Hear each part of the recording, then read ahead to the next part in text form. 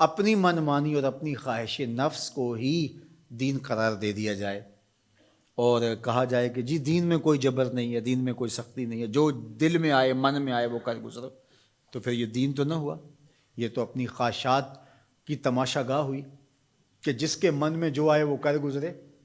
یہ تو چھوٹا سا گھر ہو 3 مرلے کا 2 مرلے کا، جھونپڑی ہو، ان جھونپڑیوں کو بھی اصول ہوتے ہیں، ان کے بھی ضابطے ہوتے ہیں۔ یہ 3 مرلے کے 5 مرلے کے سکول بنے ہیں، ان کے بھی ضابطے، ان کے بھی قوانین ہوتے ہیں۔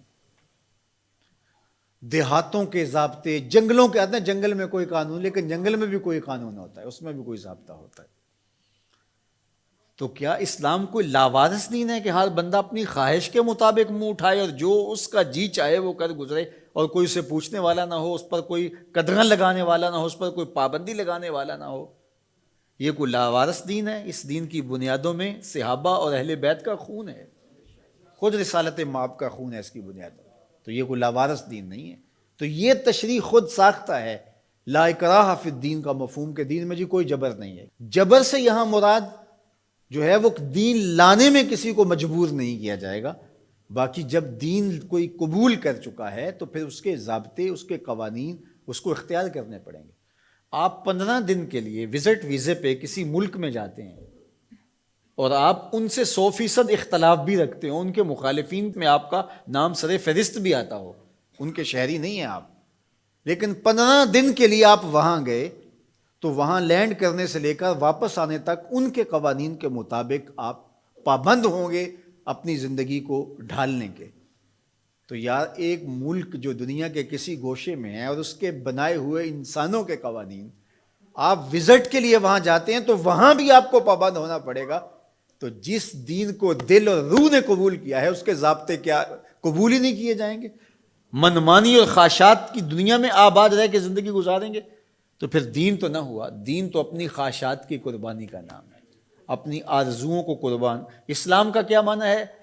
گردن نہادن، فارسی میں تسلیم کردن، سر تسلیم خم کر دینے کو اسلام کہتے ہیں۔ اسلام ماننے کا نام ہے۔ اسلام کے جو احکامات ہیں، ہمارے نفس پہ شاک بھی ہوں گے، ظاہر ہے کہ بہت ساری چیزیں ہوتی ہیں نفس پہ شاک ہوتی ہیں، لیکن جو قوانین اور ضابطے دیے جاتے ہیں اس کے جو انتہائی فوائد ہیں ان پہ نظر رکھی جاتی ہے۔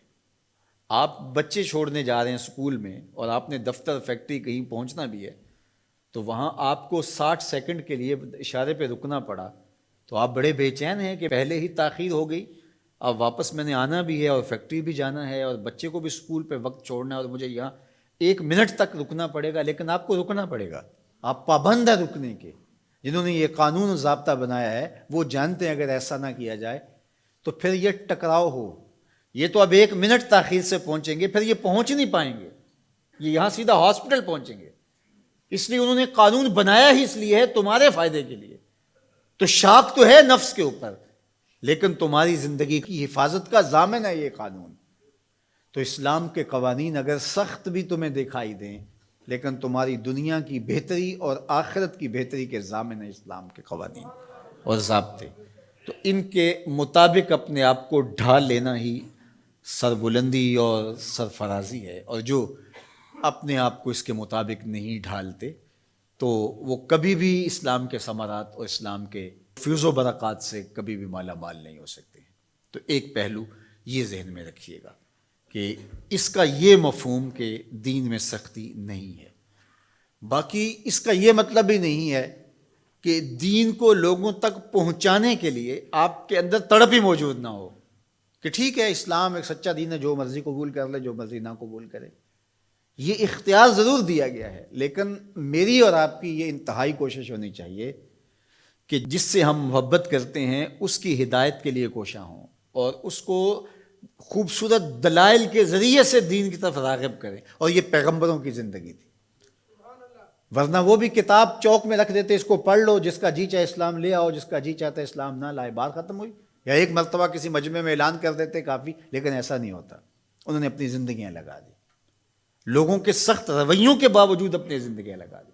تو ہماری تو یہ عرض ہونی چاہیے پوری کائنات گیتی حضور کے گائے، ہماری یہ تمنا ہونی چاہیے، ہماری یہ آرزو ہونی چاہیے۔ تو میں تو خطبہ سے اپنے یہاں پڑھنے پڑھانے والے سب کو کہتا ہوں کہ اپنی دعوت کا جو پیرایا ہے اس کو ذرا وسیع کرو. آپ اس انداز سے دین کی بات کرو کہ تمہاری بات دنیا کے تمام طبقات کو قابل قبول ہو. اور انشاءاللہ وہ وقت آئے گا، صحیح حدیث میں لکھا ہے، طے شدہ امر ہے کہ ایک وقت آئے گا کہ پوری دنیا کے اوپر جھنڈا صرف میرے حضور کا ہوگا. پوری دنیا کے اوپر ہم نہ دیکھ سکے تو ہماری نسلیں ضرور دیکھیں گی انشاءاللہ. اور وہ وقت آ کے رہے گا اور وہ شانیں ظہور پذیر ہوں گی اور گلی گلی حضور کے نام کا چراغاں ہوگا اور حضور کی عظمتوں کے پھریرے لہرائیں گے.